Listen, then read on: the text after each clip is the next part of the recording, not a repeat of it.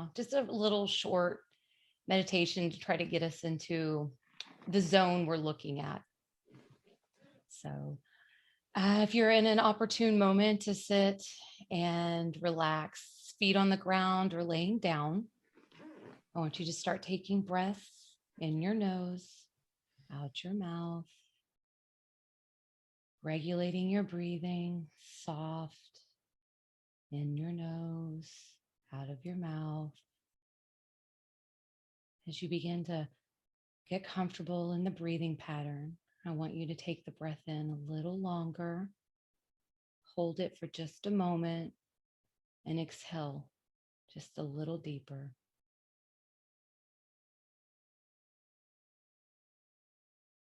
Feel yourself dropping into your heart space, relaxing down, feeling grounded. Note that your heart is beating slower, more steady, relaxed.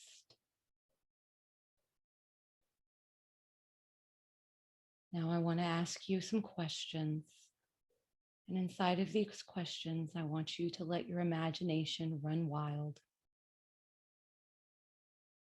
I want you to ask yourself, who are you when nobody is looking? Who would you like to be? Take a moment to envision your ideal life. What does it look like? What colors are prominent? Who are the people in your life? Now imagine being in this existence entirely. I want you to look back and think what steps led you to this place. What is it that you surrendered to get here? What is it that you've gained? As you breathe and you imagine this ideal existence, know that this is quite promising and available to you. Take your breaths in and out, filled with color, filled with the people you love, filled with the existence you deserve. And ask yourself one more time, what can I do to reach this place? Now take breaths in your nose, out of your mouth, slowly feeling the ground beneath you, beginning to feel your body. Breathe in and out. When you're ready, open your eyes.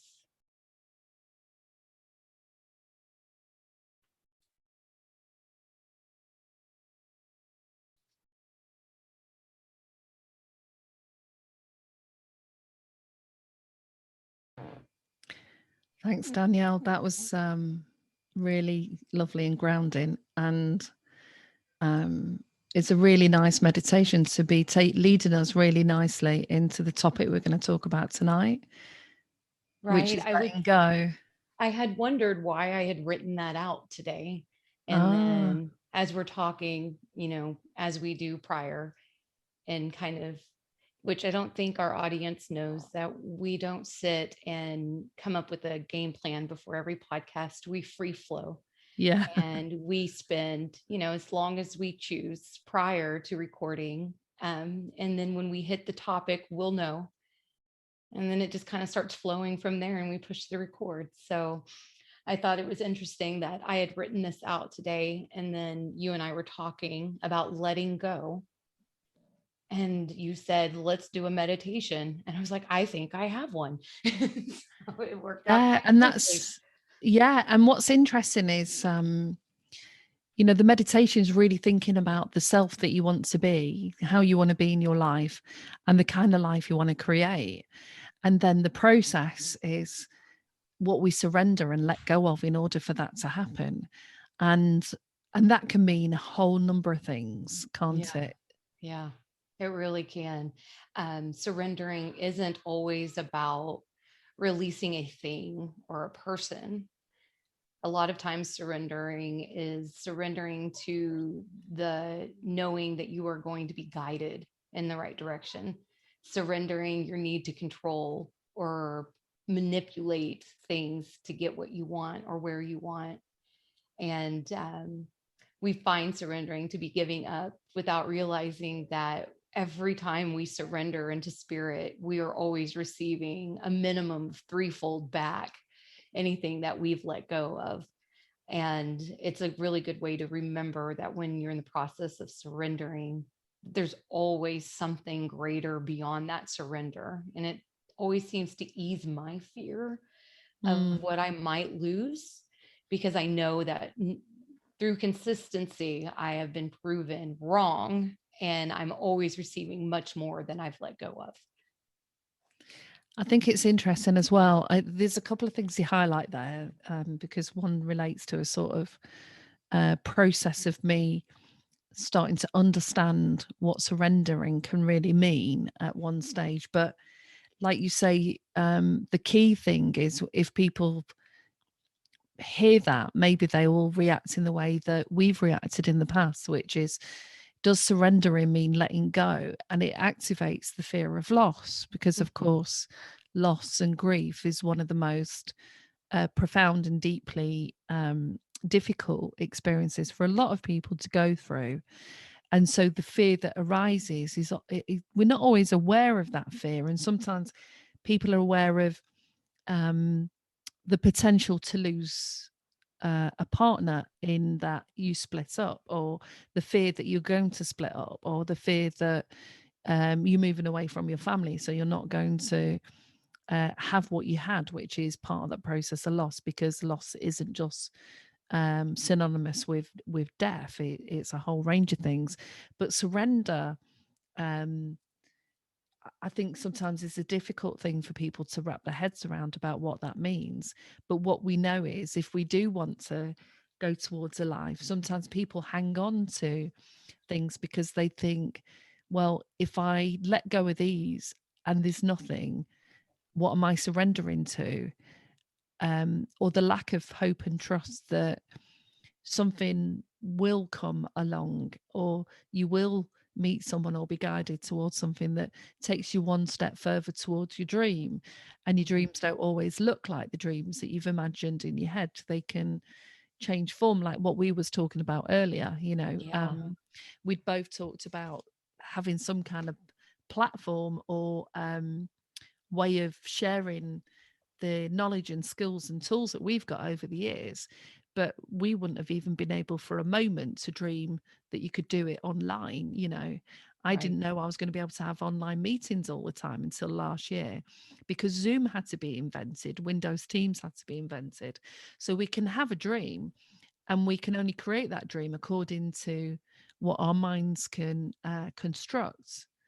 But we can only Exactly. construct what we've been familiar with. So when we're thinking about what we want, or we're thinking about the situations that we're in, about whether we want some of those things or not, our minds can only construct it through our prior experience, through our history. So the dream to hold is amazing. And this idea that, say, like me and you were talking earlier, we have this desire for everyone to be able to access tools, advice, information that can really start to help them live the lives that fulfill them, that feel satisfying and good to them, whatever that is. But the mechanism in which we thought we were going to be able to do that, we tried, and sometimes it worked for a particular time, but it didn't continue to work. Just as we can walk into situations that look like they're working and look like they are thriving for the people that's involved, or the job looks like the best job, and then there comes a stage where things change, or the situation changes, or our feeling about it changes. Right. And Or like so the masks come off and the truth begins to reveal, and it's yeah, nothing like what you had initially walked into, because once those masks are removed, you can't help but see that truth. And then yeah, that's the stage of, do I continue this and fix, or do I let go and move forward? And that's a Yeah. really tough one for a lot of people, isn't it? Especially if we look at that in the context of relationships, mainly, romantic or love relationships. Even though we can love our friends, it's sort of there's the slight difference, but um, how we can really, like, there's several processes that are going on, isn't there? When you meet somebody or you go to a job or you're in a new relationship, there's a forming of attachments and a forming of energetic connections that we have with the people and the things and the experiences that we're having. And sometimes we don't realize that our desire to remain involved in that is just the brain's um the faculty of the mind to keep you involved in something that's familiar and safe. Well, the ego loves familiar.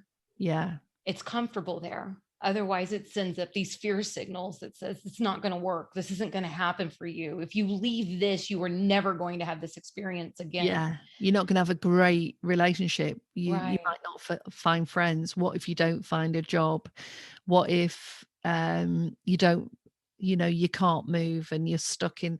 And it's all of those different mind thoughts that come through that can often, before we've even allowed ourselves to entertain what we want and the dream that we have, Right. and even trust that that is something we can even reach for. Yeah. We stay in the situation that is familiar and safe. Familiar. Yeah. I agree with that. It makes it, as a person who finds it tough to let go, I've stayed too long in any situation, be it friendships or career choices or relationships with a significant other, and just held on even beyond my comfort levels, even when I knew it was time to move forward in one aspect or another. I would find myself just grasping onto what I knew because it's familiar. And if you're a person that goes through a lot of changes in your life, which most of us are, we might not all acknowledge it.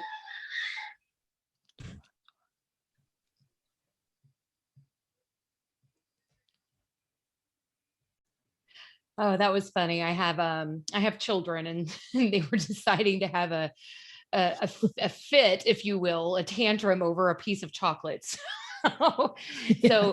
Now that we're back, so when we all go through a level of change in our existence on a consistent, it's a consistent process. There's change Yeah. is inevitable.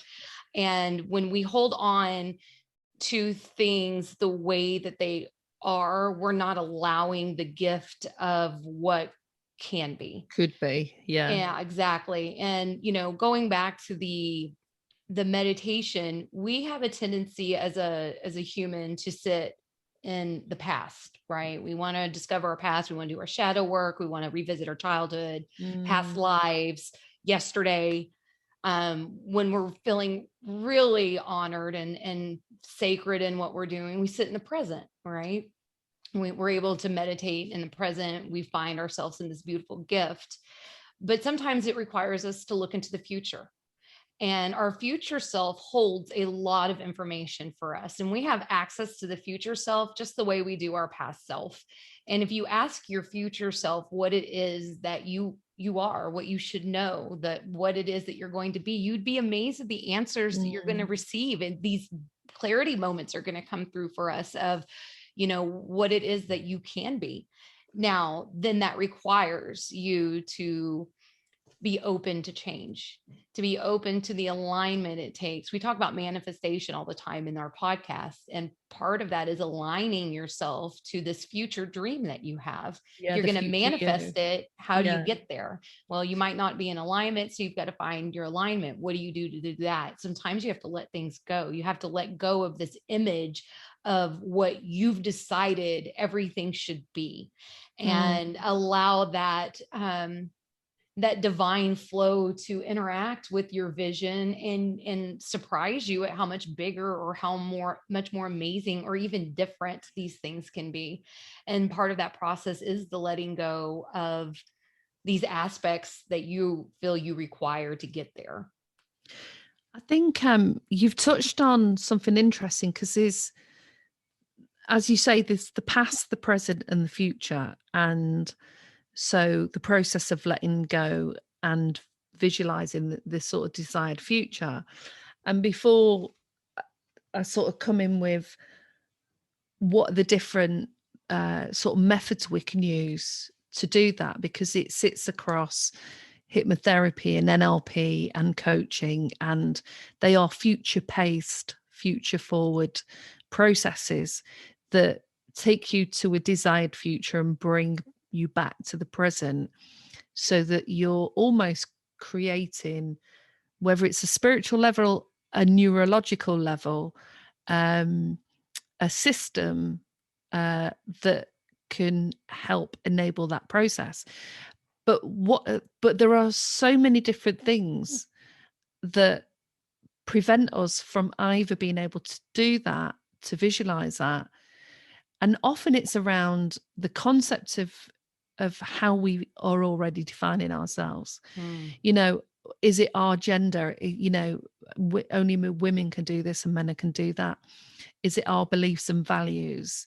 Is our beliefs, you know, people from backgrounds like me can't have this future, or you need to have loads of money in order to have that big house? Or, you know, is it past history about the type of situations you've been in? So if you live in a particular type of house in a particular type of area, that is what you know.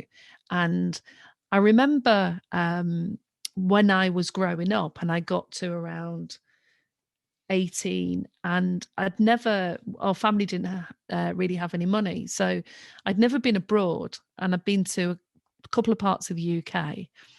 Um, and we didn't have TV back then like we've got TV now. So, you know, you were limited in terms of what kind of information came to you that showed you a different world.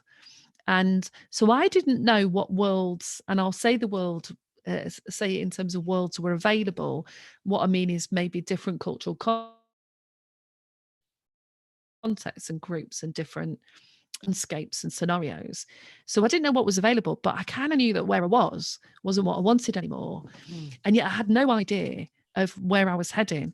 But when I took the first step and bought myself a bus ticket and got myself a job in an area that was about 200 miles away, which I'd never been to, I just trusted that process. And I arrived at this area, and I then went on this journey of moving from place to place. But what I was opened up to was all of these possibilities of lifestyles and ways of being, the ways that people communicate either through accents or language, the different ways that people dress, the different visions they hold for themselves. So people grew up in fishing villages, were used to bringing in the fish. Those that grew up on farmland, families would have generations of them that had grown up, you know, toiling the land. Those that grew up in industrial areas saw themselves possibly going into the industrialized world, and yet not realizing that any one of these and more and many more, as you know, some people go to university and they end up getting a job on Wall Street, or you know, in the city of London, and they become accountants and bankers, and they might have some kind of idea of where that trajectory takes them when they step on that path. But usually it's first just making a decision, and either, you know, and they say this in NLP, is often we know what we don't want, but very few people know what they do want. So often we're moving away from what we don't want, but we can be so busy looking back at what we don't want, we're not even looking forward to see what we'd like to create. And whether or not the idea of that will manifest or look in the way that we have thought it could, uh, the real thing that's going on is we've now set an intention to move in the direction of the desired future, and to move in the direction of things that will give us that sense of what you get whenever you start doing something that's new. So you're in a new relationship and you feel joy and excitement and happiness, and you know, all of those great feelings that course through us when we're doing something that we chose to do, or we get a new job and we're excited because we're learning new stuff, or we go traveling and we're going to a new country, and it's all that novelty and that experience, and there's lots of joy in that. And then at some stage, you either want to go back home and eat the food that you've been eating for the last 20 years because you miss home cooking, or you want to move on and do something else. And so the idea of letting go isn't necessarily letting go into an oblivion or into a Right. desolate space, but it can feel like that, especially when you don't know what you want to do. Well, yeah, and you said it just right. We're focused on removing the things that we don't want in our lives anymore, but that is letting go. Yeah. The key to that is to allow that cord to cut, that attachment to that past, the things that you no longer want and you're moving away from. And Well, being let okay them, with that. yeah, and be okay with that and say, this isn't fitting me anymore. I did photography. We've talked about this a few times. I did photography and I really was doing quite well. I was, considering the type of photography I was doing in the location I was doing it. I'm very forward. I'm very future in where photography is now in the state that I live in. And, so I was starting to get really on this momentum, and I got a studio, and or they were building a studio. And so my mom passed away. I got the keys to the studio and 3 new kids, right? And so during this process, something kept telling me, you're not going to be a photographer anymore. Not Wow. that you're not going to love photography, not that you're not going to might bring your camera out one day, but this is no longer your career. And I fought against it because I told myself, this is the grief talking. It's what This you've is the trained depression for. talking. It's how much work you've put in. Look at Mhm. how much I've invested myself in that. Yeah. And now I'm paying a monthly rent plus electric plus, this and that. And I've studied and I've done all of these things. Photoshop is not easy. So No. I've got the gnat. And what's the gnat doing? Why'd you bring a gnat into my view? That's a real gnat, by the way. And then Not the ones we I talked about last time. yes, the gnat in the work field. And then I realized one day that I was just unhappy doing the same things that once brought me joy, Yeah. and that it was okay to let go of this thing that shadow, or my photography really put me through my shadow work. My dark night of my soul was really expressed fluidly through my photography. And once I recognized that, I realized that I was no longer in that place where I had to create through this portrait example, that I am now creating in a different way. And so the release was about a year. It took me about a year to fully accept that this was no longer my career path. I would pick up family photo shoots, or which is not my type of shoot anyway, or just like here's and there's, and it would really start showing how much I wasn't creatively invested in what I once gave my all to. Yeah. And it was much easier to let go then. But if I hadn't have dragged it on the way I did, perhaps I would have stepped forward a little faster. But because I allowed myself to grieve the process and to let go in the way that I needed to let go of something that was so pure to me, so it evoked things inside of me that I had never felt before. The ideas, the creative energy that would blossom inside of an idea that turned into a photo shoot, that now turned into a print that's being shared, by people. And allowing myself to grieve that process, that all of that hard work I had put in, it just allowed me to acknowledge myself, that it wasn't a waste of time, that it wasn't all for naught, that there was purpose in that part of my journey, but that journey was not my destination. And to acknowledge that my destination was much larger and much different than this journey had been up till now, this doing photography, being creative in that sense, and releasing that to open myself up to sacrificing this piece that no longer fit me, to opening this creative palette up in a new way, has allowed this space to enter into what we're doing.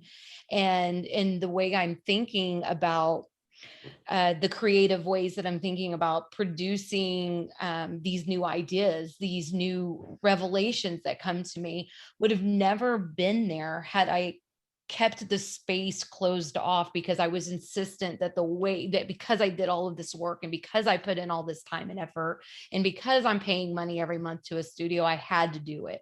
Mm, Because I told everybody, that's a good one, because mm. I let everybody know that this was my goal. Yeah, so then Then, it's hard then, yeah. yeah, now I'm a failure, Yeah. and so now you have to worry about that. And the reality is, you have to fail in order to succeed. Nobody succeeds their first try, and it doesn't matter if that's a thought or something massive. But it is, we have to have these trial and errors to get to the place that you want to be. And just comes to find out that I'm a creative being, and I just have all of these outlets of creativity. And Yeah. photography, although it will always have a very special place in my heart, is no longer it's The no longer mechanism. holds the validity in my creative space the way it Yeah. once did. So Yeah.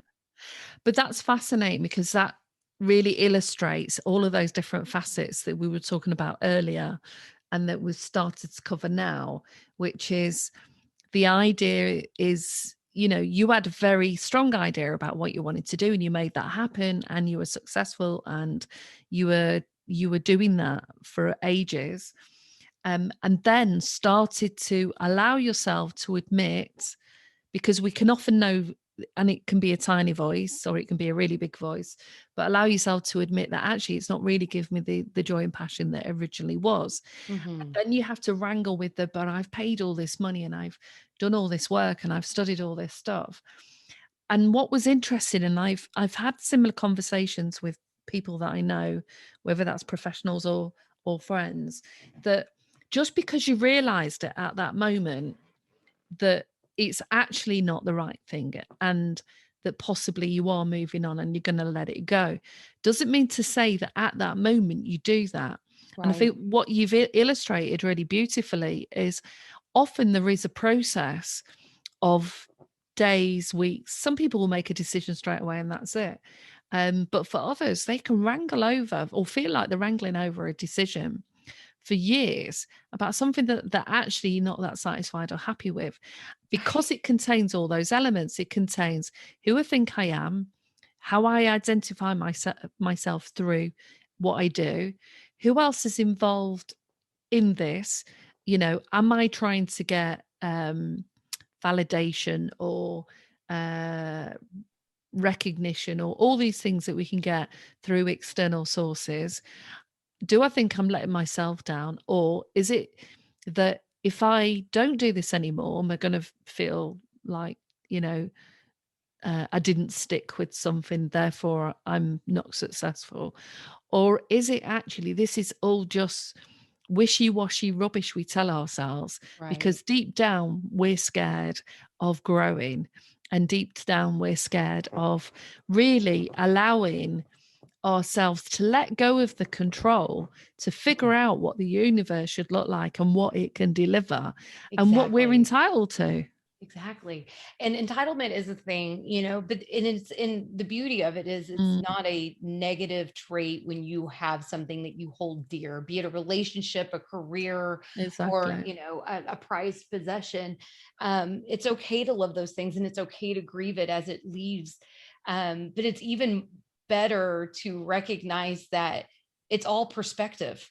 And what I felt at the beginning was a failure and it wasn't successful because I walked away from it. Mm, When I look at it now, I was very successful. I set out to do certain things, and the end result I wanted was a studio of my very own. I mm, got the studio of my very own. I continued doing these beautiful creative artwork pieces that I did through my vision of it.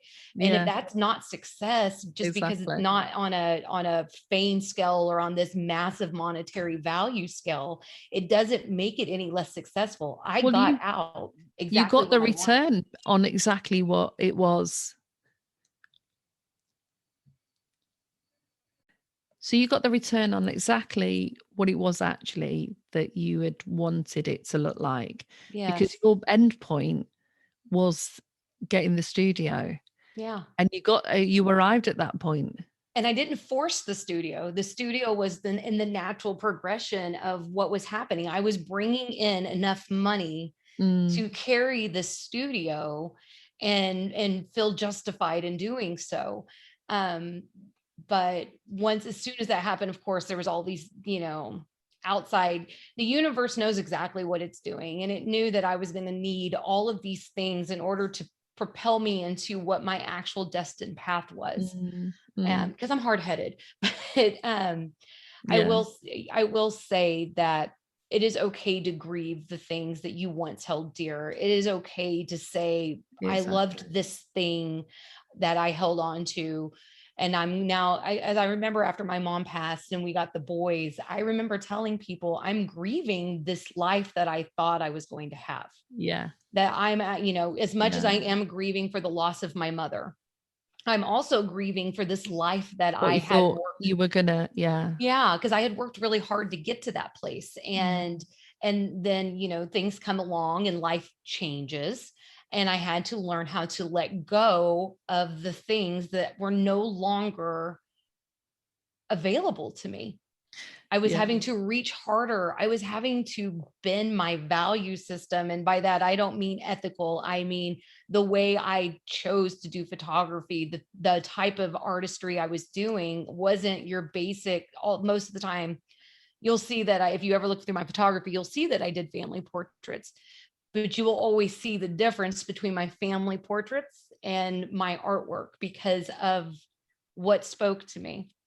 And I would reach out and I was starting to do family portraits again. And that's when I knew that if I was willing to make sacrifices on what spoke to me, and I'm Mm, just going to put subpar workout, then maybe, and then complain the whole time as I'm editing, mm. then maybe this wasn't for me anymore. And I needed to allow myself to change, evolve, and let go of this aspect that I once held so dearly to who I was and what I represented.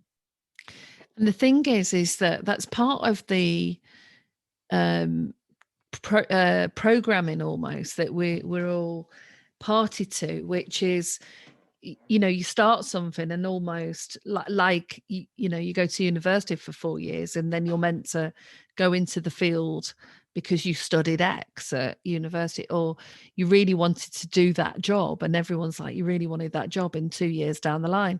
And what I've realized, and I think again this has been a progression in terms of human evolution, certainly in the Western world, of people don't start a job at 16 making tea and in 2 years time, if they're lucky, photocopying, and then 5 years time they might be lucky to be typing letters up for the boss, and in another 10 years time they're managing a service, and then they're 65 and they get a watch and they leave. That process doesn't happen anymore, and people would work hard and study and study and study for doing that one thing, and that still happens in some parts of business because that needs to happen in some parts. But also, um, for some industries now, you can go in and we learn. We've got so much access to information. We can learn something so quickly that we've learned it, absorbed it, and um, delivered on that or utilize that information in a certain way. And then probably, as we've spoke before, okay, what next? And And and we go and with the that's flow of scary. how fast that goes. Yeah. So it's a real tricky process for a lot of people, because Right. identifying where you're at, who you are, is it an even tougher one, especially if who you've been has been defined through family, friends, and you've never really sat down and really reflected. Is some of my dissatisfaction and depression or anxiety actually linked with me doing lots of things that don't actually I don't light me up, don't bring me joy, or I just don't get the satisfaction out of it? And then sometimes you need to make a decision. Okay, this is my plan for the next year. I'm going to earn this money. I don't absolutely love it, but I'm now going to make a decision to start heading towards things that are going to do that, because you can transition. Just as you can take time to grieve, you can take time to transition towards your next thing. But it's really difficult for people. And I think, as we have talked at other points, that's letting go of dreams and ideas of what we thought we should be pursuing. It gets even tougher when we start thinking about people and relationships, Yeah. of what we've invested in, and Right. whether or not we should continue to invest in that. And then making a decision that feels like it works, because Right. often one person makes a decision that works for them and it doesn't work for the person that they're with, and one person will hold on and one person will easily let go. So I think any one of those processes or situations that we're looking at through a deeper lens can Mhm. feel like a real struggle. And it's only possibly as I've got older, I've realized, and I had a conversation just about this today, where I realized I've always been, and I think we both share these similar features, I've always been creative. Mhm. But the creativity was often separate from the work I was doing. Then, as the Yeah. creativity started to emerge through the work I was doing, I was creating things, but didn't think I was being creative, because I thought being creative was just an artist, not just, but, that's where I the know exactly what you creativity, mean, yeah. yeah, It only that's was inside of the artist field, exactly. yes. Whereas Yeah. I would be drawing up plans to, I don't know, create a project for kids to help them with social skills or something like that. And I'd read a few books, draw the information, draw it up, and then set it up. So was creating Right. that process for ages. What took me a long time to click into place was realizing I couldn't do them forever. Once I'd done them several times.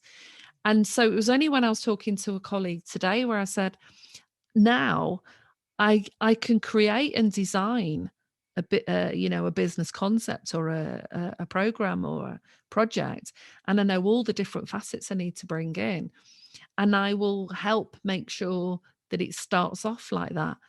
Then I don't want to be that involved with it. And in the past, I used to think that was me being a little bit like detached. And when you do some lines of work, attachment is the feature. So to not get attached and not care so much looks like you don't care, but it's not. It's Right. just, Right. do you And that's get, yeah? difficult. And you are correct because, creatively, I mean, there was one point where I had a job in customer resolution at a mortgage company. So if your Right. mortgage went bad, something happened throughout the process, you called me, and you would have to get creative in the way you spoke to people, the way that you explained the situation, and you don't think about it as being creative, but the reality is you could have gone off of this little sheet that has the go-to answers on pretty much any question, but that sounds less than heartfelt. And if you're in customer resolution, you need to get a little creative in the way that you explain things to people so that they feel understood and heard, Mm, and that they're not just a number. Even if they are just a number, the reality is nobody wants to feel that way.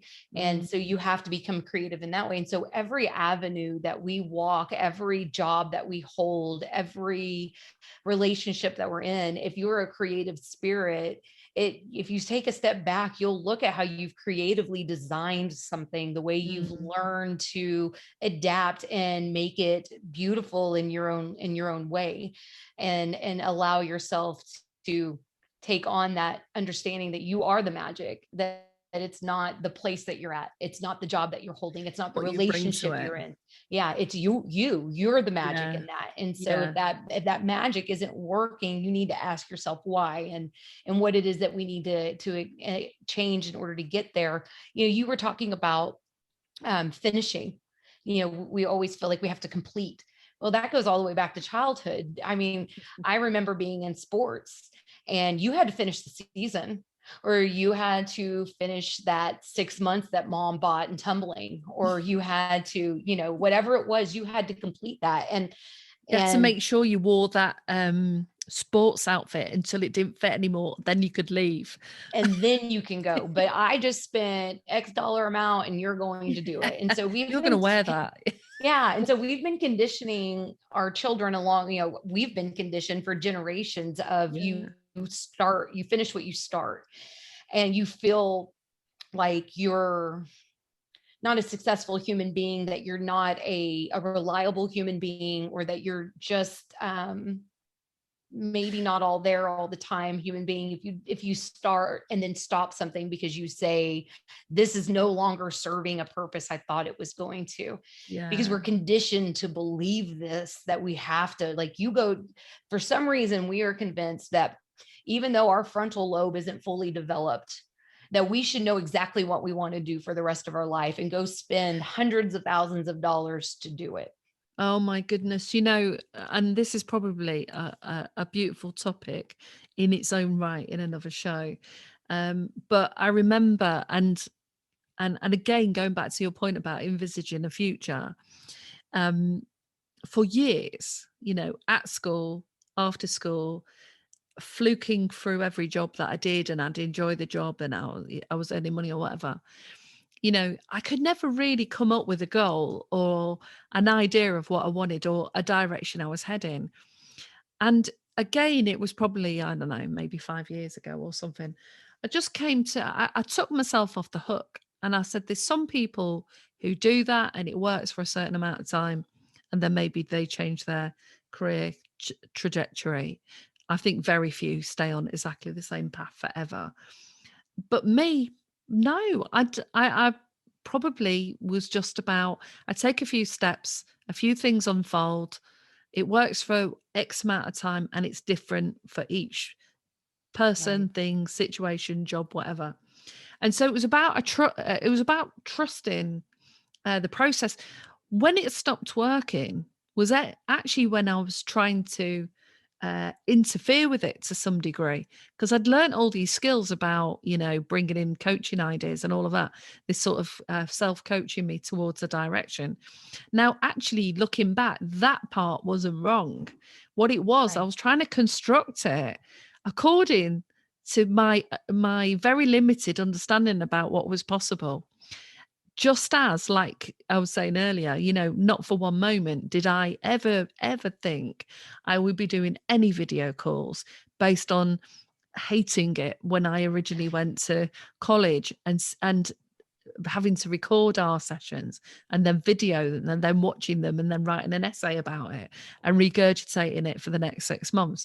It was it was a horrible situation back then to go through. So I Why? associated any idea of doing anything online or video calls or anything like that with what originally. And again, that's the other thing, isn't it?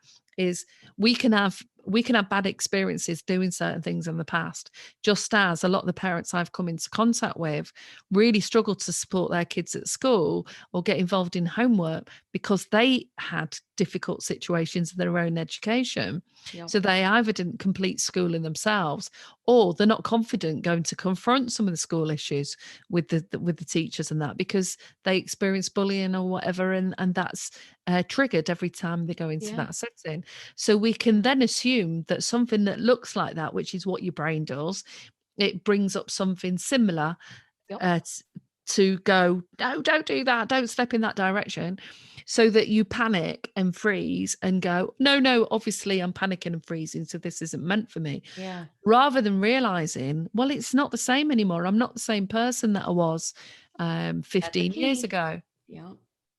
That is definitely a key. And see, and so you had kind of taken steps in directions until they no longer worked. And then you would find manifest a new path and start on that. And I didn't realize until not too long ago that I have always known that I was going to be talking. And even when they would ask you as a child, I'd be like, I'm going to be an attorney. And then, because I love debating. And then I remember having these dreams, or these daydreams, if you will, of being on talk shows and being the host of the talk show. And I had, through experiences and conditioning behaviors, I had talked myself out of ever, I could never, I don't have the look, I don't have the voice, I don't have the Wow. attitude, I don't have this, I don't have the money to get me started. Oh, I Yeah. had kids early. Oh, I Yeah. can't, I can't, I can't, I can't, I can't. So I didn't. And when you convince yourself that you are not capable of something because of a fear, Mm. I typically tell people to go ahead and examine that a little deeper, because that fear is probably going to be part of your dream. And if you look at that fear and you examine that fear on a deeper level, a lot of mine was, I knew a lot of what I was going to have to say was not going to sit well with certain groups of people I found myself friends with. And I allowed myself to let their thoughts and my conditioning keep me from doing something I am a natural at, something that my gift. Yeah. And I just kept shutting it down. And when I began to look at my future self is always in front of people. My future self is always telling, talking to people about how you can be empowered, how you can do this for yourself. And how I wasn't going to get there through photography. I wasn't going to get there through being, in a mortgage company. I wasn't going to be there through managing restaurants. That was going to have to be something that I had to take on and experience myself in a new way to get to. And so I had to face those fears, and I had to let go of those past experiences and recognize that I'm not that person anymore. I'm not the person that shies away from negative comments. I'm not the person that allows toxicity in my life to fester any longer. I've, and that's okay to have been that person because I didn't know any better. But now that I know Yeah. better, I now have a new set of dreams. I have a new set of goals. I have a new reality to set up in place for myself. And to do Yeah. that, I have to let go of those remaining pieces that kept me stuck there, saying I wasn't going to do it. I wasn't going to be enough. And even if you can hold on to the ideal or the dream, the destination that you've got in mind, it doesn't take very long if you've got people around you that have got some vested interest in you staying the same and Mhm. not changing in any way. It doesn't take long for their influences, even the way that, because some people could just look at you and they don't have to say anything, and it's already uh, disarmed you in some way of Especially moving if forward. you're empathic and you can Yeah, really feel, you can read a room is how I call it. If yeah, you're the type of person that can read a room, you've experienced a person that doesn't want to see you grow. And that could be unconsciously. A lot of these people don't even realize that they're doing this. So it's yeah, not you against them. It's really you against yourself, because people are very unaware of the way they present themselves. So that we yeah, can read your thought pattern based on the expression on your face, and we can feel what you're thinking based off of how we're feeling now. And yeah. it's easy to get weighed down by other people's perceived opinion of you, and then allow one person's opinion that match that perceived opinion. And Mm. now it's just, that's fact and that's that. And Yeah, that's, yeah. especially if you're somebody that relies on a lot of external information, because you can be internally validating, which you can validate yourself, or proportion of people will rely on external validation, but they're relying on the wrong sources of people and situations to validate that, because often really you need people around you that have sort of already started going in the direction sometimes that you want to go in, because the other ones, yes, a lot of it is unconscious. Yes, people don't realize they're doing it, and often their fears are, if you change, that might mean I'm going to now start looking at my own life and checking out whether or not my life is satisfying. And oh my goodness, you Yeah. might force me to think about things and do Being something different. yourself can cause a lot of people to be uncomfortable. Yeah, yeah, And that is part of what we have to accept, that yeah. when I look at people that have manifested their big dreams, when I really pay attention and I maybe catch a biography real quick, a quick little bio of what their life was, they all have a very similar structure. And I chose myself over another person's opinion. I Mm, chose myself over the conditioning of my childhood. I chose myself over the expectations that maybe a parent or Mm. a relationship had. And knowing that that is the consistency behind everything. I have a friend that calls it the movement of selfishly selfless. Mm. And in order to become selfless, sometimes you have to be a little more selfish with your time, your energy, and what your dreams are going to be. Now, I do have questions about, this process of letting go through, the psychology standpoint. What is it that you would say the process would be of letting the beginnings of letting go, when you realize that maybe when you start to, you wake up, you have this awakening, right? The awakening being this career, this relationship, this is this whatever this path is no longer, it's not serving me, and you can feel it. What is that? What did it, from a psychology point of view, what would be your next step or thought process? I think first of all, it's helping some, or or enabling somebody to start realizing where are they on the cycle of change. Mm. So the idea of the cycle of change is the first step is people can just be unconscious, not aware of what's going on, but they're feeling something. They're not happy. They might, and this can be short lived, or it can be something they felt for a long time. And sometimes it's much harder to really ascertain what that's about, because the longer you've lived a life in a particular way, the more it looks like your everyday normality. And even if it's been different, you can have forgotten that you actually existed in different ways. Because once you've been in a situation a long time, especially if it's more destructive, it will chip away at your personality and any remnants of self-esteem and sense of self you've got. And the more that that happens, the more vulnerable you are to the interpretations and opinions of the other people around you. So firstly, it's if you're working with someone, it's really about what is it that they're sharing with you in their story that indicates whether or not they've just started to become aware that there are some shifts taking place. What is that awareness like for them? Is that evoking some fear and anxiety? Is it evoking curiosity and excitement? Is it evoking internal thought processes of, well, that's ridiculous. I can't do that. Surely, no, I made, and so there'll be a whole range of different processes. So, looking at that externally, that's what I'd be interested in, because it's very easy to be on the other end, objectively listening and witnessing what someone's sharing with you.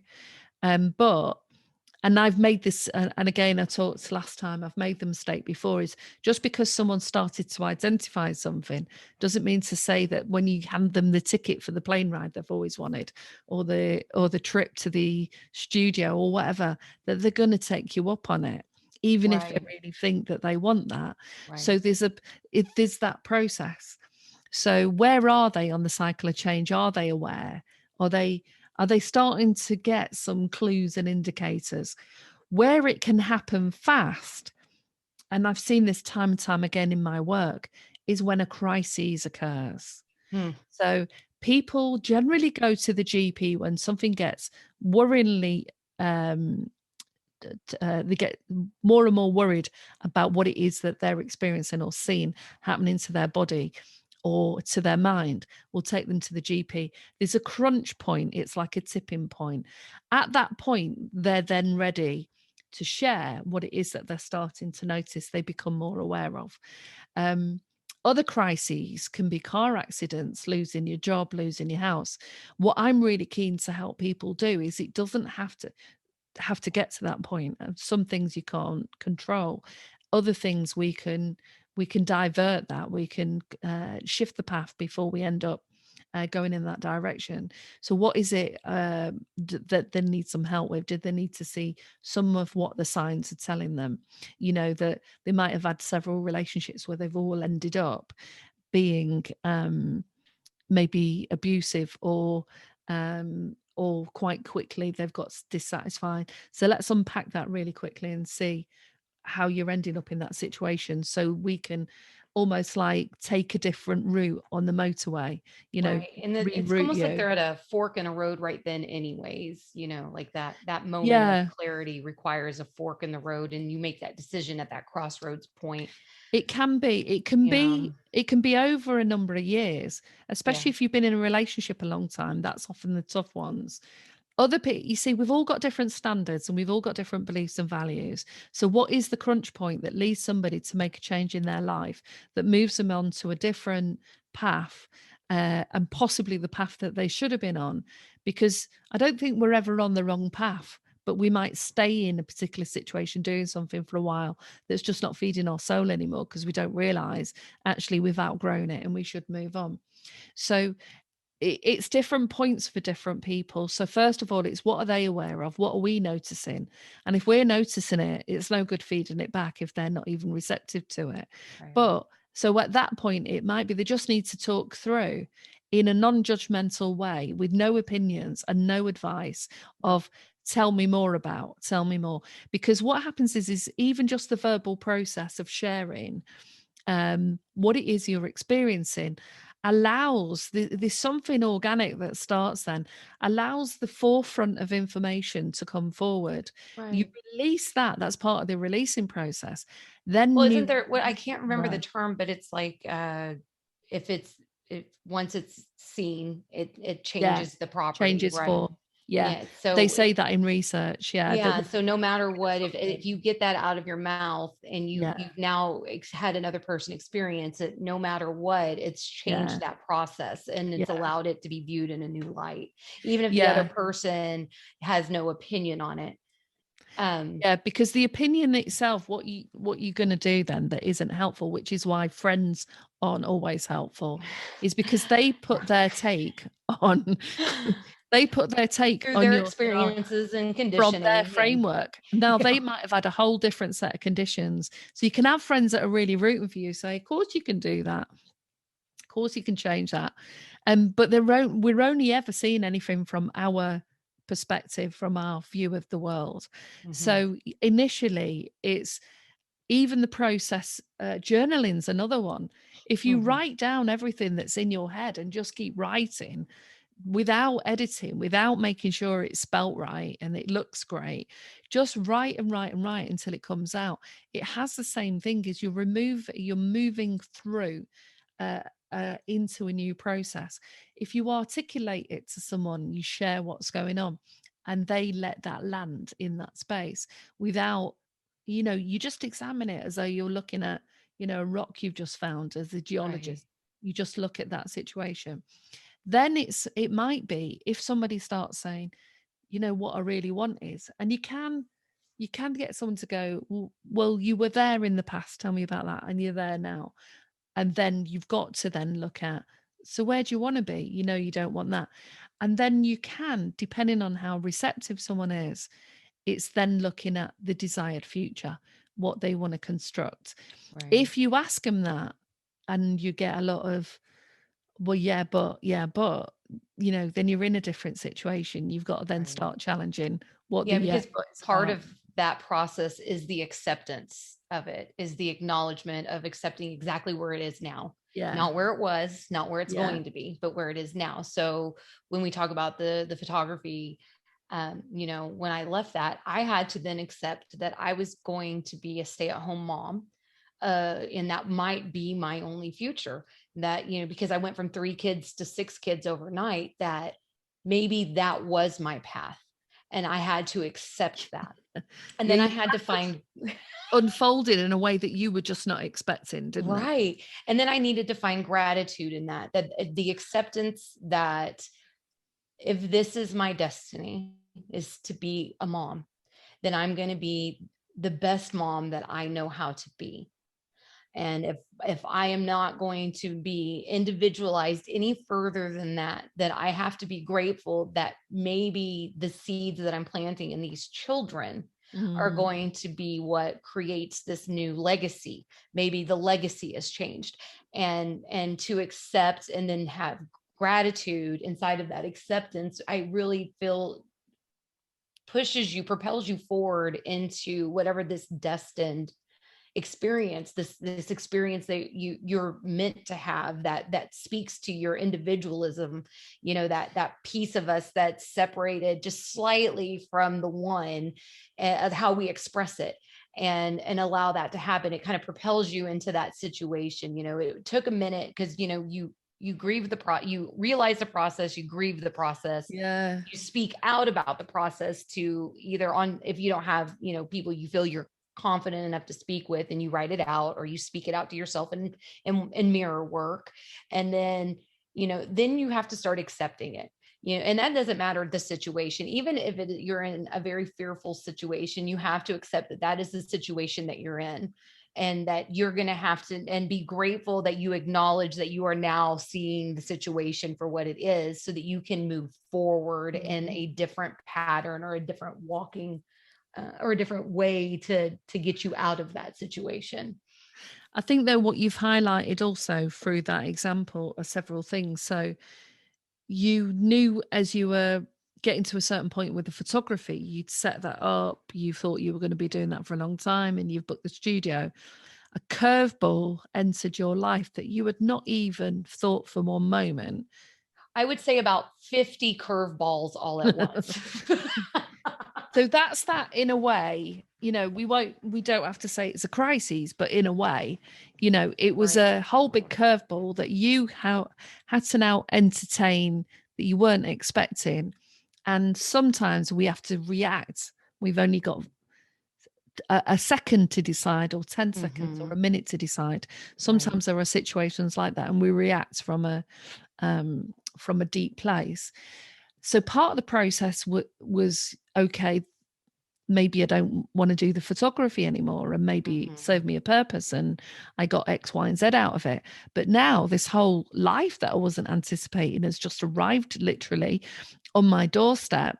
And what was interesting in that, because it reminded me of something similar that I went through at work once, is that the option that you felt you were walking into at the time that was out of your control, you had placed in a different hierarchy than the one that you were in.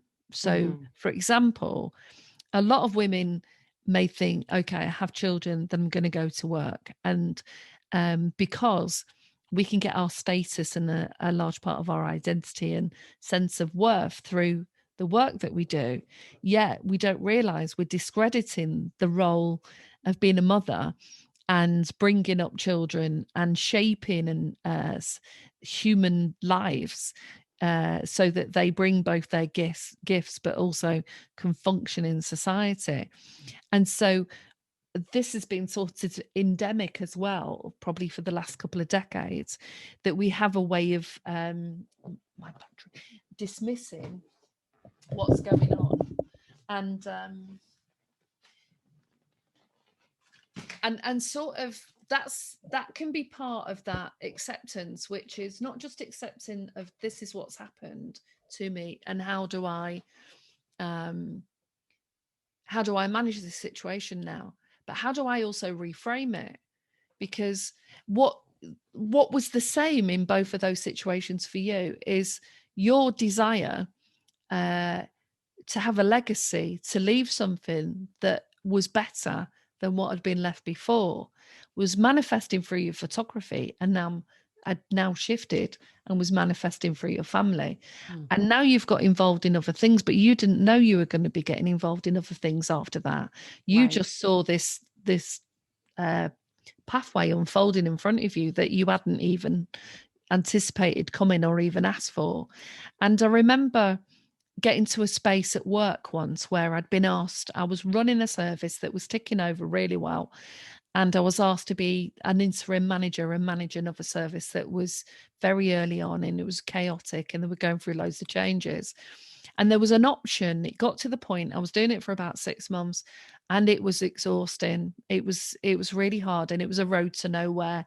And deep down, I knew that. I kind of knew how long it would take to change things or what was needed to change, and I only had a certain level of control.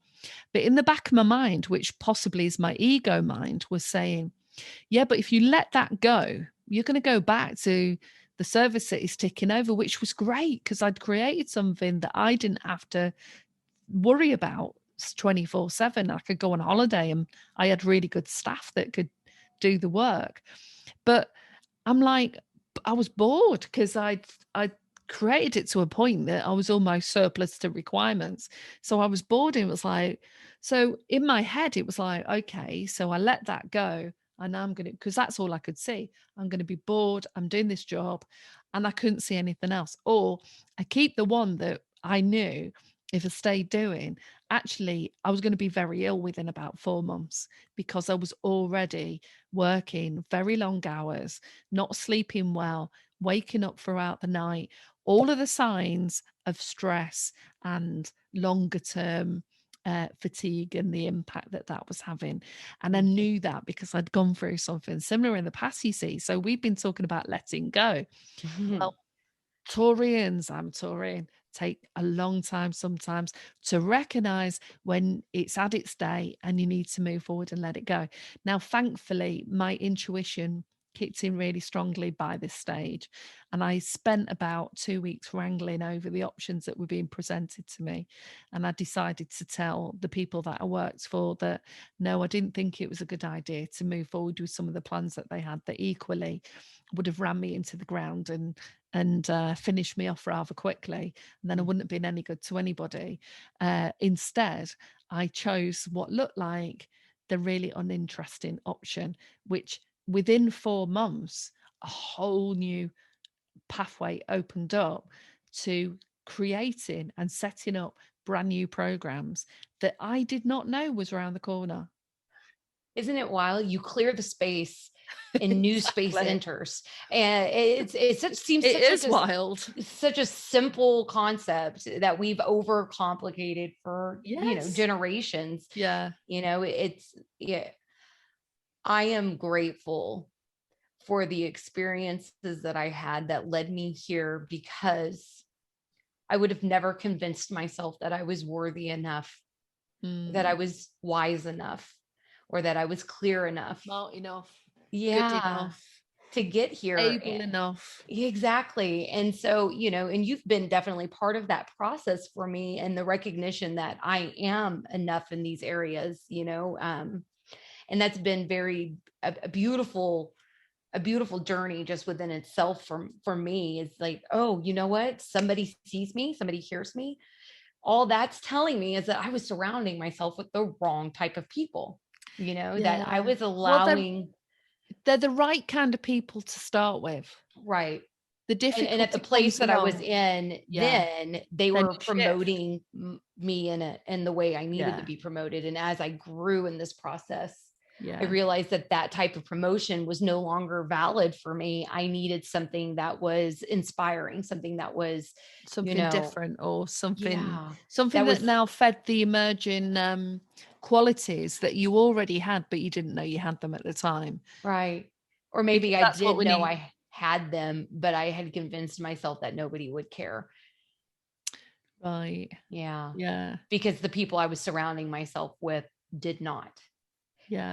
And now that I'm in a new place, in a new zone, I'm finding support everywhere I look. I find that even though I really don't speak um in a public gesture way of this podcast, because it's so near and dear to me that I just, Mm. I love it. It's the baby. I take care of it. I hold it close. And um but everywhere I look now, I have people coming to me that I might have spoken to about it once in the past, and just in passing.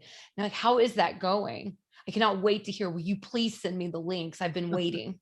And to hear that type of response compared to the is anybody here? Am I alone? it's been wonderful. And you've really been a part of that process for me. The recognition that I don't have to listen to that. I don't have to condition those ways. And maybe what if you had considered for once, Danielle, that none of that was true and maybe this is the truth? And I'm like, wait, that's a thing. And I think very simple statement like that is probably one of the most profound things to say to anybody, because it's so many people walking around who perceive themselves to be however they define themselves to be.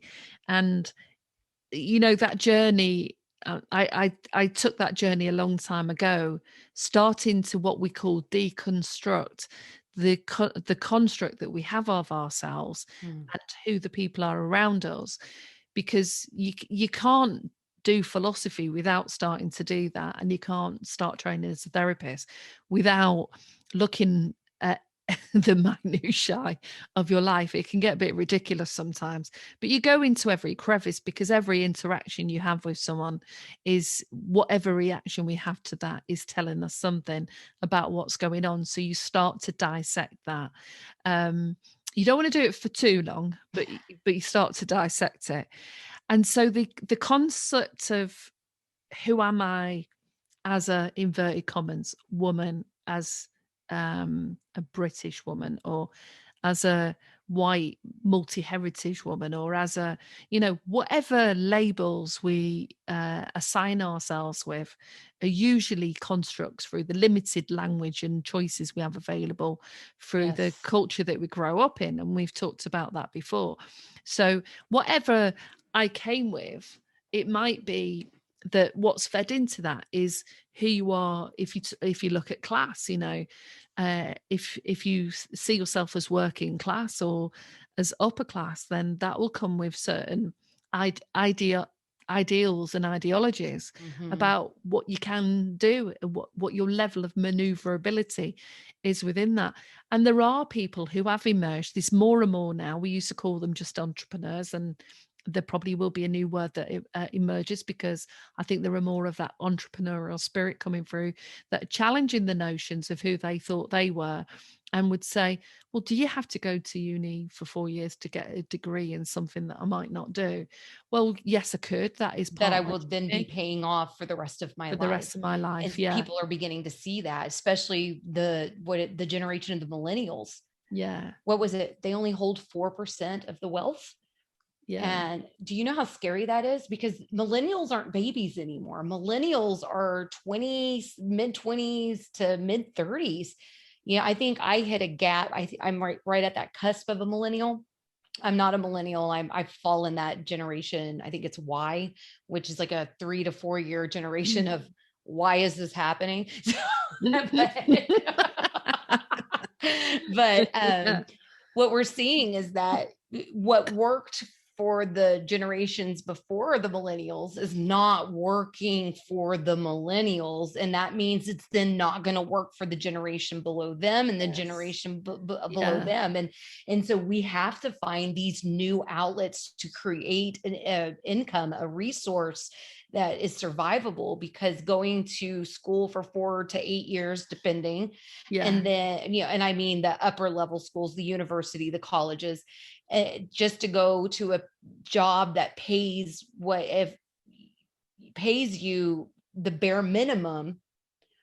And how long do you have to do that? Because you're the equivalent, after that many years of school, you're the equivalent of getting the coffee. That's where you enter after going to school your whole life. To that level of, you walk into being what a person 20 years ago would have walked in without a degree and earned themselves up to that watch when they retired. And you might not ever get that watch, because now the field is so tight. So we have to start creating. Do what? Yeah. Well, it changes so rapidly. And I think that's the other thing is, I was listening to quite a few podcasts over the last year, that the industries that we're training people up to go into won't probably exist. And this was pre-COVID, exist in a couple of years' time, because either some of it has been automated, or human needs are changing, and what's changing now is, certainly since COVID, is we're thinking about where we live, what we need in the places that we live in, Mhm. and that's also enabling us to reflect on our lives, because so many people now have had the opportunity Right. And what do we to, do if the world shuts down? yeah, And now we have to create a new existence. yeah, And so part of that is letting go of this original existence, not only on your personal yeah, scale, but on a collective yeah, scale. We are walking into this age of technology that is really changing the game. In the next, what they say, in the next 20 years, we're going to surpass any type of technology gain that we've ever had in before. And so what does that tell you? Well, that tells me that we're going to have more automated systems. We're going to have more AI. We're going to walk into these fast food restaurants and maybe see one human, and that yeah. human might be cleaning a restroom, or they might be, and that's, and then give it another 20 years, and then we'll have AI for that.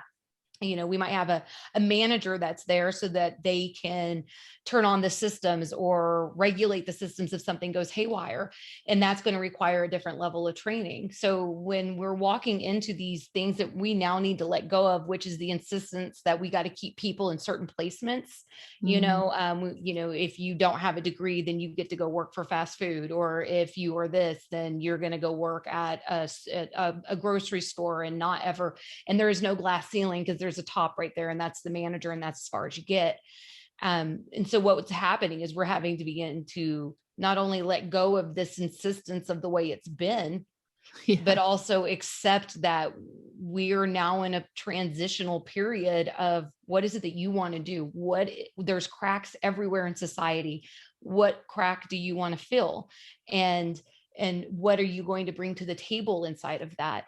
And allow this collective the collective to catch up into that arena, which is we have to be more creative, more thoughtful about what we can't just go to school, get a job that dad had, and then retire. That's no longer really viable for a lot of people now, it because people can't afford school, people can't get into the schools that they can afford, or they can't get the job because they went to the school that they could afford.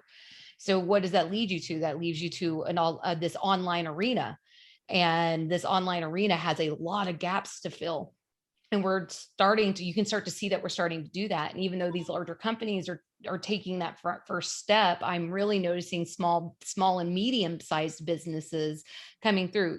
As much as Amazon can be a pain in the butt, and when we think of, all the negative sides of things, they are definitely Well, they helping set these. a standard. I mean, they Yeah. certainly changed the approach. When it comes to me ordering something and not having to go 3 miles because the postman came when I was out at work to then go and Mhm. pick my parcel up, to the fact that I can just go to the corner shop to deliver it back to, Amazon, Exactly. or we're working from home more now, so we don't have to, so the sometimes companies come in and it can, there can be pluses and minuses, but they can set a new standard that actually we didn't know was possible.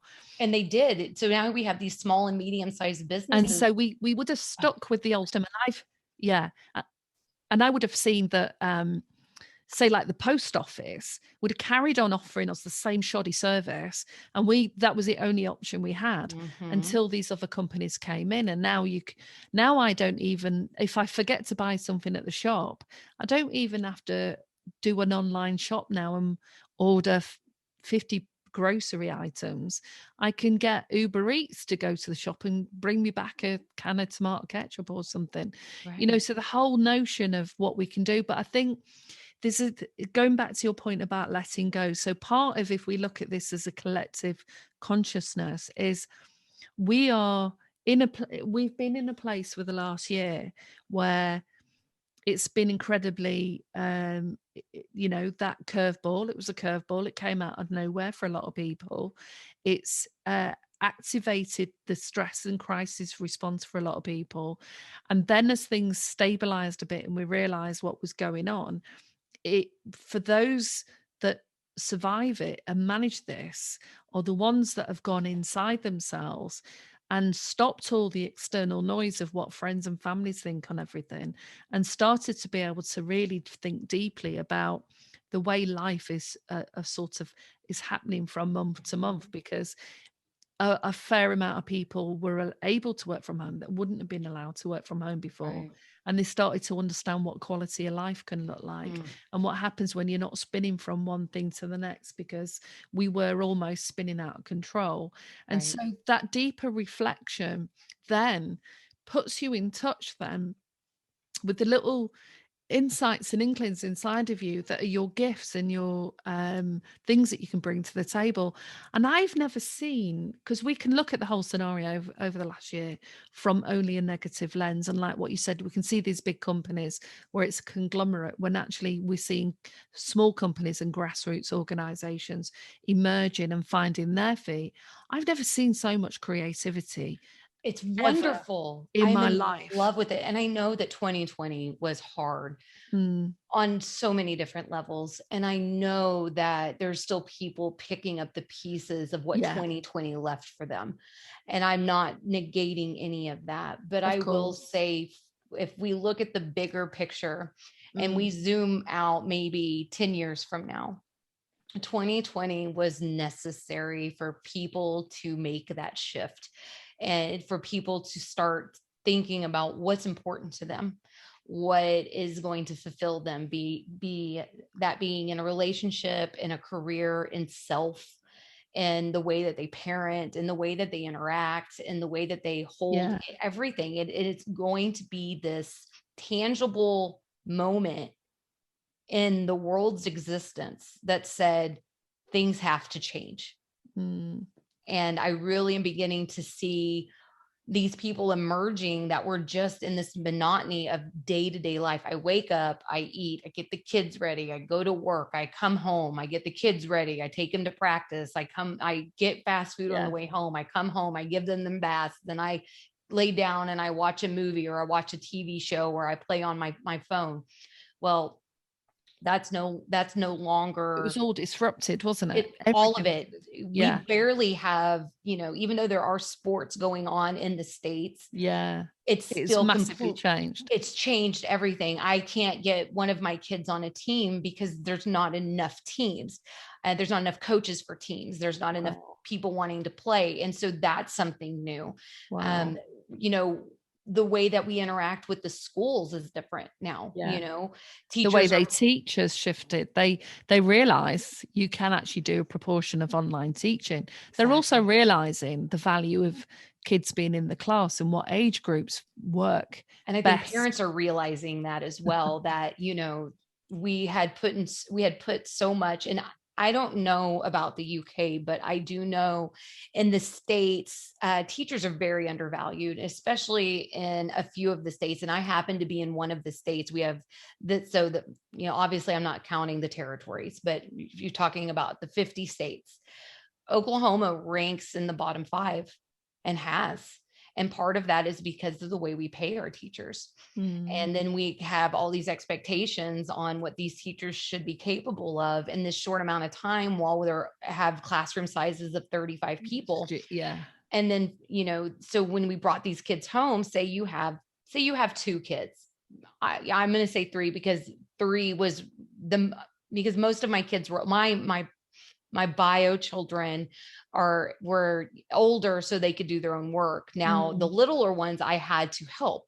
yeah. There is no way I could be a teacher in that And I form. think a lot of parents are I free. don't have the patience. It's not my type of it's not Me my type of neither. smart. It's No. not what I'm I do. academic, but don't get me sitting down with a 7-year-old trying to teach them math or Basic math skills, because I'm probably going to be too far ahead, or I'm going to have completely lost all math skills. And all of a sudden I don't know what 2 + alienated 2 is. children. Yes. And so we found ourselves actually being more honoring of this work that our teachers do Yeah. again. Pay them more, take them back. Right? Please take my children. I can't do it. I actually remember, I know this is sidetracking a little bit from the theme that we're covering, which is around letting go, but also it is on the theme of letting go, because that's letting go of expectations. And I That's heard, exactly what that's yeah, exactly, we had to stop several, expecting so much from so people. much of teachers, and also gratitude for the Yes. work that they do. And Yeah. I had some sense of that when I did a stint of working in schools for 5 years, was my main key stint. And just trying to deliver the nice stuff that I was delivering. I brought the nice stuff in, um, for an hour with a group of 30 kids. Mm. And I would have a teacher come with me to help me facilitate that. I Right. wasn't doing it on my own, and it was exhausting. And with some groups, it functioned much better because of the way the kids were. In other groups, it was like playing the Bobbit game. One gets up, they sit down, the other one gets up, they sit down. And so I got some sense of appreciation about that. But I saw this and heard this a lot last year. Parents, like on radio shows and everything, take my kids back. Well, Have and my I kids also back at think school. the reflection is there, because I do think the teachers have found more gratitude in the Yeah. parents and us, and showing that we really are trying to take on what we can. And we still, we have this job, this existence Mm, that we lead outside of the school, mm, and the kids going to school. And so there's been this beautiful, well, letting go of expectation so that we can bring in more yeah. gratitude. Yeah. And it's been even though 2020 was quite the journey, and Oh people are God. still inside of that journey, Hmm. the reality is that journey has been necessary for a collective reason to push ourselves into this newer, and we had to let go of the things we once thought we had to be, and the way things had to work, because we realized in that letting go, we didn't have an option. You talked about crisis. Well, that was a crisis for a lot of Yes. people. You Yeah. couldn't go to work, you couldn't get out of your house, you couldn't even go Yeah. to the grocery store without a mask, without gloves for a while. And now, we had to let go of those processes and find new ways of doing it. And And so it's been and I think the difference is on the individual level. Sometimes we have some choice in where we bring that in, but yeah. this has been massive in terms of every aspect of society, and it is different in different countries as well, isn't it? Of Mm-hmm. thinking about whether kids can go to school or not during this, and how are they taught, or how are they being supported at home. It brought a big level of awareness to so many professionals I work with that have a really good understanding of children, families, and socioeconomic issues. Mm-hmm. Didn't realize that families only have one laptop. So if you're trying to teach your kids at home and you're sharing one laptop, how on earth are you doing that? So It's they started rough. talking about digital poverty, or Yeah. that they can't access Wi-Fi. So if we're going to move our system into the future, what the government have a big responsibility to do is to enable that. If we Mm-hmm. want kids to be taught, we have to think realistically about, Yeah. why is it 5 lessons a day? Why do Right. they start at this time and finish that time? Why is it Monday to Friday? Why It's does to anybody protect work? them. It's to condition them for their 40-hour work week when they graduate. Well, it's that, but and that probably worked in the 1920s and 1940s, Absolutely, it like did. 9 to 5. Why I was saying this for a few years to people. If the roads are really, really busy at 8 and 9 o'clock because everyone's going to work at the same time, why is every business open 8 or 9 o'clock when a Ding, proportion ding, of ding. companies have global businesses that Mhm. operate in all sorts of times? How come I can't let, and we are starting to do that where I am. I've already agreed with my boss, that I want to, I function really well first thing in the morning. Then I fidget and I have to get up and do something else for an hour. Then I go back to my work. Then I might nip out in the afternoon because I want to go for a walk in the sunshine. Then Right. I have something to eat, and then I might log on for a couple of hours. Now, But the quality of work is different, isn't it? When quality of you are work is, not burned out from no, staring at a computer or constantly yes, having to work this one part of your brain. If you get up and consistently. if you move around, if you do different things, if you work in short bursts, it Yeah. seems to be overall, now this isn't everybody, overall, that there's more effective work being done, and if Yeah. not more Yeah. overall work being done, because Yeah. you're able to focus in short bursts and then get up and go take care of something and then come back and then you're focused again. Yeah. And it's uh, kind of something they have talked about in research, but as usual, what's in research takes a long time to get it into does. general population. But I was lucky that I was able to stipulate that and what I'm helping other organizations think about. And I am seeing that more and more, because I think organizations have also learned is, one, if you trust your staff, they probably are going to be productive and actually deliver more than what you expect. Yeah. And if you allow them to have work-life balance, as in you take your kids to school and you log on when you get back, you don't Yes. have them racing through traffic because they've got to get there for spot on Yep. 9 o'clock. Now, most people will attempt to start and open their laptop and get to the meeting at that time. Right. So it's all of these sorts of control mechanisms that may have been working in the factories, because this all come from the industrialization Yeah, the revolution of industry. So of yeah. industry, Yeah. exactly. And you wanted everyone to start at the right time and finish at the right time. And part of this also is some of this stuff goes really deep that even I might not have. I've noticed things over the years, but I might have thought, why do we do it like that, and why do we? So we can do it to some degree. I did it a lot over who am I and what's my identity and where did these labels come from and what messages did I receive as a child that told me about what I was capable of and not capable of, and who's reinforced that. Where is that being reinforced further down the line? How have I managed to start challenging that? Now, these were all layers already, but now we're going into a whole different layer. Like, why is it I have to go and talk to another person when I don't go to McDonald's actually very much, but if I go to any establishment that's like that, when actually some of them are brought out this thing that I compress and I have to interact with another human being. Now, there is something about interacting with human beings that I like, but I like doing that in other places, In you know, different ways, and there's in still different interaction, ways. and you're Yeah. not really meant to truly interact with your bartender or truly interact with the Yeah. table Because they're person. working so fast, even if Right. they want to have a conversation with In you. and out is what it's Yeah. meant to be, and so Yeah. but Let's harness that. yeah, and so I think, you've given me a little bit of an idea that, if we are in a process of letting go of something, if we're starting to acknowledge that something is no longer valid in the journey that we're taking, let's let, I am always telling people to look internally, but sometimes an Mm. external example is great. So take yourself out of that and give yourself an external example and find how easy it is to pick that apart and Mm. say, okay, here's where you had an option where you could have turned this way. Here's another option where you could have gone.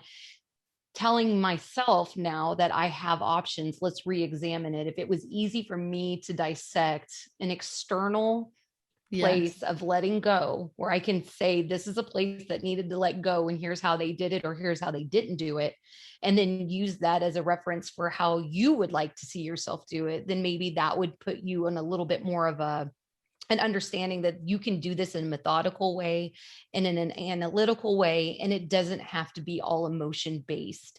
And No, it's easier said than done, because there always is emotion in things that you love, but when you there have to, is, but yeah. going back to the point I made earlier, is like the process you talked about. There is no force to make a decision. So you Right. might for ages be thinking, oh, I'm not happy, satisfied. I think I want to move on, get a new job, whatever.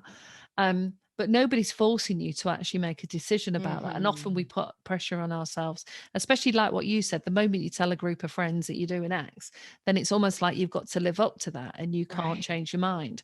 And Right. actually, that's not true. The process itself is about being honest with yourself and Hmm. identifying it. Whether you act on it or not is less material, unless it's a crisis, unless it's damaging your mental health, unless it's putting you at risk or putting your children at risk or your family at risk or something like that.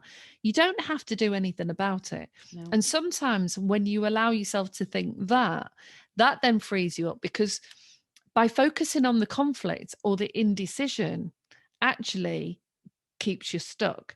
If you say, you Yes. know what, I just accept where I am. and it's okay. I'm not sure.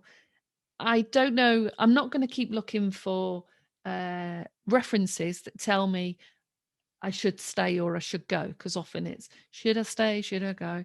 Woo woo. Um, Got the song in my head now. got the song exactly. So it's that's bit's not important, and that's the kind of advice I've said to friends. You're I not like happy, you're that. dissatisfied, but you have a choice. Yeah. If you stay in it, accept it. This is how it's probably going to look. This Surrender. surrender to Surrender. that.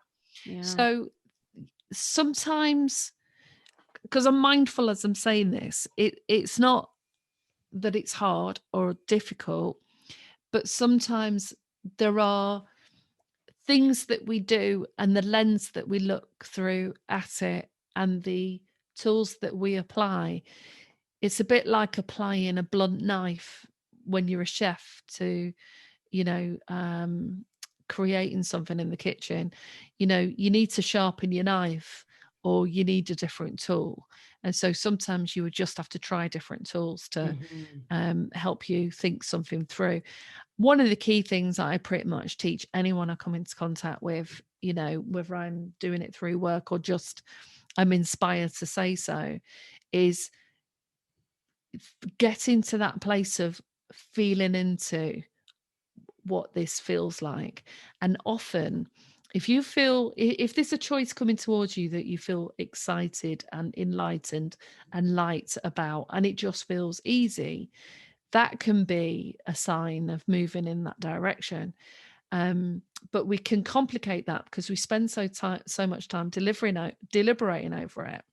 Often our first reaction is usually the reaction that we need to take notice of, but we have a reaction that we're not expecting, and then we go, no, it can't be true, and then we get into conflict. Mm. But recognizing that there's a process involved that will start to take shape the moment you start to place your thoughts on what the truth of what the scenario is and what worries you about it or whatever, whether you choose to do anything or not, because the letting go process will naturally start to occur. And it really does. Even if so, even if that letting go is more along the lines of letting go of an expectation or letting Yes. go of a control and less Letting of go of a letting go, decision. yeah, instead of letting go of the person or the thing, Yeah. it really, it will kind of, it just has a tendency to even itself out and smooth that chaotic interference that you're feeling by needing to make the decision, by needing to have that choice to make, to needing to take a step and just allow yourself to surrender to the moment that you're in. And you Yeah. are spot on. Yeah. Well, And I think you're before, right. It is that that's then why surrender becomes a more poignant word for me, yeah. because the letting go sounds like, because there's always a sort of opposite of keeping or letting go, sounds like an action you've got to take, when really it might just be acceptance and facing the truth of what Mhm. is coming to you and then surrendering to that. And the next step could be, if you're not sure what to do, is you just either ask your own unconscious mind or your higher power or whatever you believe in Or just to become the assist you. observer, the witness, and allow that standstill to make the choices for you, because actions and things always have a way of unfolding in front of you to allow that decision to become a non-decision and more of just the next step that you take. And that's really beautiful in that. But before we wrap this up, I have to tell you two things. First off, I can't leave the segment without allowing everybody to let it go, let it Let go. go. And then the second thing is, there has to be something, because I breathed in and swallowed the gnat. And so towards the beginning of this segment, the gnat that was bothering me. So I, maybe that's telling me that you're bigger than any of the issues or any of the annoyances in your life, the distractions. It's simple as taking a deep breath and maybe it's gone. So So, Danielle, another interesting episode looking at letting go and all the different processes that we've talked about that can help us do that. And that sometimes it's quite simple and sometimes it can seem quite complex. And letting go on an individual level as well as a collective level that has probably become more predominant in people's minds over the last year. So this is possibly not the first time we're going to visit this as a topic, No. as we're transitioning from what's gone on in 2020, and we're at the very early days of really seeing what the impact that's been on people's lives. But Right. as I said earlier, the beautiful moments for me, the ones that often stand out more, because we can get caught in looking at the problems and the difficulties and the sad things that happen, and equally we're not dismissing that, and that's important. But the beautiful like inspired actions that were taken, whether people set up Zoom groups to support each other, or started knitting, or some kind of new activity, or exercising at home, a whole range of other things that people wouldn't have necessarily even thought about, but that were almost shot out of them as an idea to Right. just move forward with. The level of creativity that I've seen in the process has been absolutely stunning. And I think if we had every one of the people that did something like that last year, we could probably find out that pretty much none of them had that idea 10 minutes before. There was a process in which that, Yeah. almost like the cork of the bottle, was released, and everything was released in that process. There's So always beauty inside of chaos. the beauty inside And the chaos. and Yeah. even though part of that chaos is scary, and some of it's heartbreaking, and some of it is grieving worthy 100%, the takeaway um, is more of a positive experience in a lot of people's worlds, because they were able to surrender to the chaos that was going on outside of them, and inside of that chaos that they released and surrendered into, they became this creative being. And part of that creation is going to be heard in the echoes of generations to come. So Yeah. Yeah, it's the reverberation almost, isn't it? It's like throwing the stone into the pond, mm, and we're starting to see the ripples starting to see the ripple effect. on a Yeah. much bigger magnitude of how every facet of everything that we've ever been and done. And so for people that are feeling sad and reflecting on things that once was that maybe don't look the same anymore, they're on that journey towards letting go of those expectations and the vision that they created, thinking that that was going to remain the same. And there'll be other people that felt that way and have moved on already, and already started to realize that there are facets of them that have beautifully been activated and triggered. Yeah. And what a beautiful way to get beautiful experience to have, is to get triggered and inspired to really start living according to what actually you love to do, whether that is playing guitar, going roller skate, or whatever, anything. But I'm just conscious before we end, because we started off with the meditation, thinking about what it is, the life that we want to create.